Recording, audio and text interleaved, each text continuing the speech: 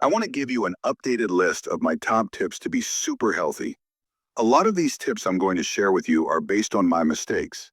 And if you apply these tips, you're going to solve a lot of your health problems. Let's start with tip number one. You only want to eat when you're hungry, and you don't want to eat if you're not hungry. This sounds too simple, right? For yours, right at the end of dinner, I snacked constantly. I never really paid attention to my hunger. I just like food, and I just kept eating. But if you were just to wait until you're actually hungry and eat, your body would do so much better. Don't eat if you're not hungry. Number two, drink liquid when you're thirsty, and don't drink if you're not thirsty.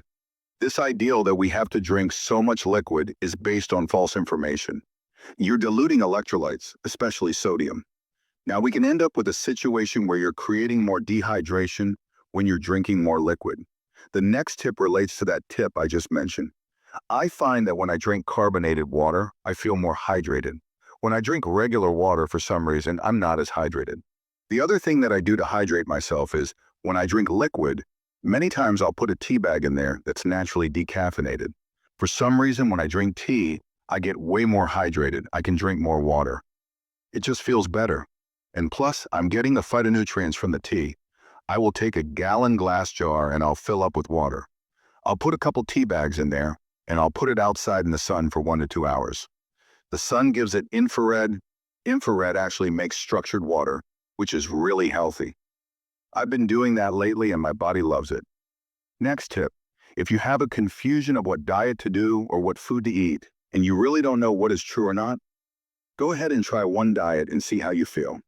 Try the other diet, see how you feel. Then you'll really know what works for you. So I'm not about forcing someone to do a certain diet or certain food, but I am interested to get someone to try something out to see if it actually works for them. The next tip, intermittent fasting. The frequency of when you eat might sound like an insignificant thing, but it's just as important as what you eat. Because all sorts of amazing positive things happen when you do intermittent fasting. Our bodies were not developed or designed to consume food every hour and a half.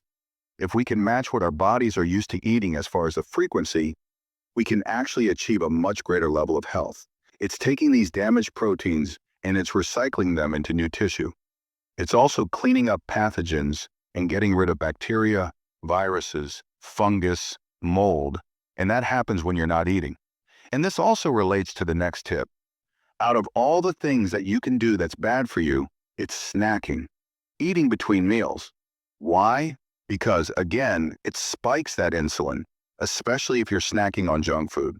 Out of all the things that a person could do to improve health, if they just got rid of their snacking, that would create a huge change. Even if they don't change their diet, the next tip, too much carb. When you're reading a label, the most important thing to look at is the carbohydrates.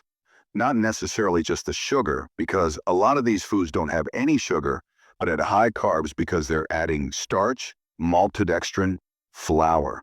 That's basically hidden sugar. Keep your carbs on the low side.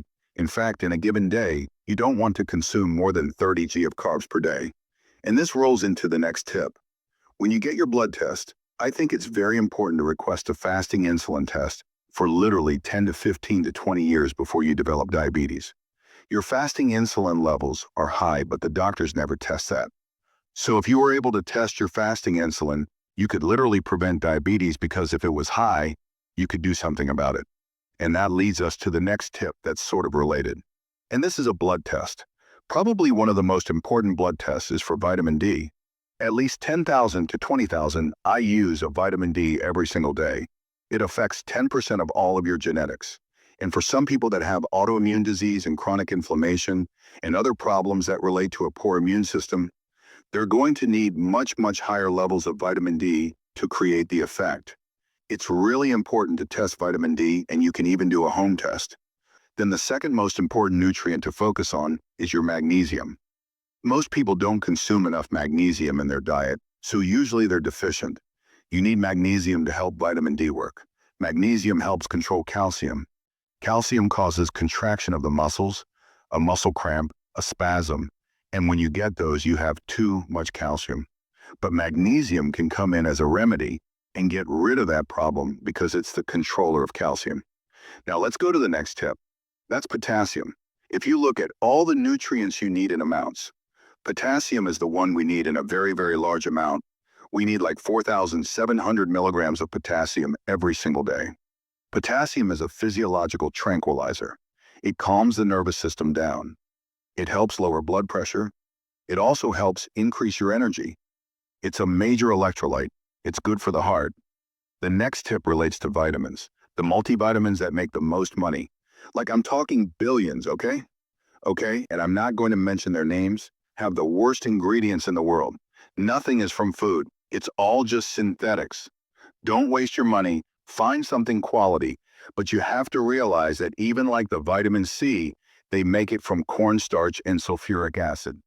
If you're going to take a vitamin or give a vitamin to a child or pregnant woman, I would make sure it's higher quality. The other thing that's missing in our food is trace minerals. A lot of the food that you eat doesn't have the trace minerals it had long ago.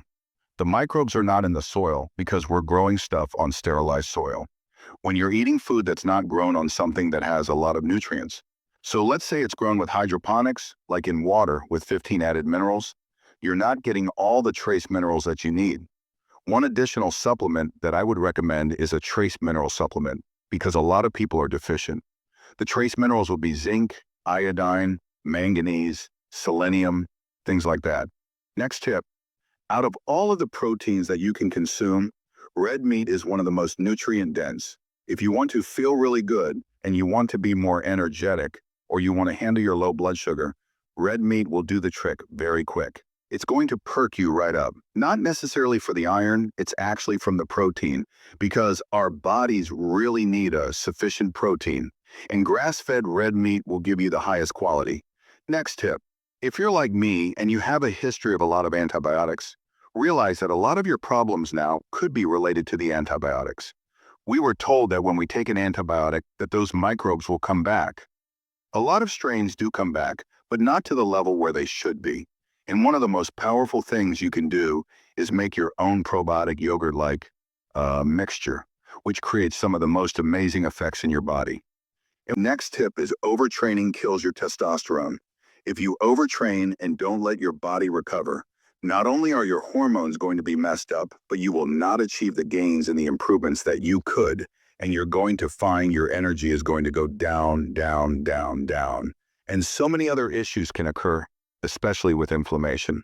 Next tip, if you go off the wagon and you eat too many carbs, what you should do is take vitamin B1 because you just depleted B1 and that's going to create more anxiety and stress, which could cause you to eat more of the wrong foods.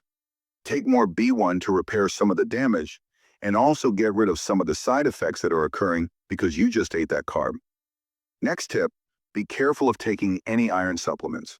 Out of all the nutrients, iron is the one that doesn't really leave your body.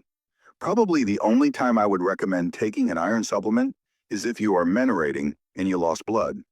But even then, the type of iron I would take would be a food source, either beef liver or liver tablets, but not the type of iron in those supplements. Next tip, if you're over 50 years old and let's say you have fatty arms or you have extra fat or cellulite on your body, chances are you may have a bit of atrophy, not necessarily fat. And if you don't differentiate that, you can go on a diet for a long period of time and it looks like you may be losing a little weight, but don't really ever see anything significant because it's age-related atrophy of the muscle. Biggest thing to prevent that is regular, consistent exercise, weight training, and magnesium too. Next tip, if you ever in your life get any surgery for any reason, always take a good amount of vitamin D right before. I would take at least 50,000 IUs of vitamin D3, maybe up to 100,000 IUs 3 days before the surgery, because hands down, the outcome of any surgical procedure is going to be so much better if you have enough vitamin D. Another really important time to take vitamin D is when you're pregnant and you're lactating, breastfeeding. Super important for you and the baby because if you're deficient in vitamin D, you're going to get postpartum depression. The child can end up with all sorts of weaknesses. Lastly, I think this is really super important. Invest in a good water filter. When you drink city water, there's going to be some forever chemicals in there. I just tested my water and I have 2 filters and it had a chemical that was 78,000 times higher than normal. The point is, you need to invest in some type of filter. Don't drink the tap water. A lot of these tips were based on personal experience. So don't make the mistakes I made. Apply this information, and I will see you in the next